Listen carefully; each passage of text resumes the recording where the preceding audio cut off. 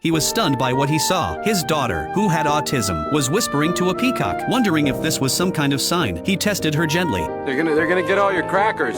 For the first time, she didn't fall into silence. Instead, she lifted her face and gave him a smile as bright as the sun. At that moment, a bold idea took root in his mind. He would buy an abandoned zoo. He would give his daughter a childhood filled with love and wonder. But when Benjamin told his brother about the plan, his brother thought he was crazy. He knew the zoo had gone bankrupt. It covered an area as large as 18 football fields, with more than 50 species of animals still inside. Even worse, the villa and the zoo were bundled together for sale. To get the house, Benjamin had to take the entire zoo, animals, staff, and all. With his limited savings, he could barely cover the first month's operating costs. Still, Benjamin held on to his idea. He calculated that the zoo's main profits came in the summer tourist season. If he could renovate and reopen within 5 months, it might turn a profit, maybe even bring in good income. But his son Dylan strongly opposed the move. For him, moving to the countryside meant leaving the city, his friends, and everything familiar. In contrast, his younger sister couldn't hide her excitement. Despite all the objections, Benjamin's determination only grew stronger. He would rather risk everything on an uncertain future than let his family sink further into grief. Just 6 months earlier, Benjamin had been the host of a well-known adventure show. He had calmly walked through the eye of a Category 4 hurricane and traveled the world exploring. But the sudden death of his wife forced him to leave it all behind. He became a full-time father, managing his children's daily lives while also worrying about their fragile emotional states. Since losing their mother, his daughter had fallen almost completely silent. Dylan, on the other hand, was consumed by grief. He hid his pain behind rebellion and had become a notorious troublemaker at school. After 3 violations on record, the principal finally expelled him, but also warned Benjamin that Dylan's mental state was far more serious than the expulsion itself. Benjamin knew that if things didn't change soon, their lives would be swallowed by darkness, so he thought about starting over in a new place. But none of the houses recommended by agents felt right until they drove into the countryside. There, a quiet villa appeared before him. It was far from the city, peaceful, with wide open rooms filled with sunlight. It seemed like the perfect place to heal his children's hearts, but the agent hesitated before explaining. This villa could only be purchased together, and said coldly. They must be 70 centimeters higher. This meant more costs, more repairs, more delays. By the end of his inspection, 15 violations had been listed. Repairs alone would drain huge amounts of money. Benjamin hid his frustration, but when he walked away, he suddenly kicked over a barrel. The staff thought he was giving up, but then he picked the barrel back up and waved as if to say he was fine. Kelly saw this and realized he wasn't a man who would quit. Still, he was out of money. Late that night, Benjamin opened his wife's old coat. Inside, he found a letter and a check. The check held $84,000, and the letter revealed a secret, one powerful enough to change their lives forever. Do you want to know what happened next? Follow me, and I'll share the rest of the story soon.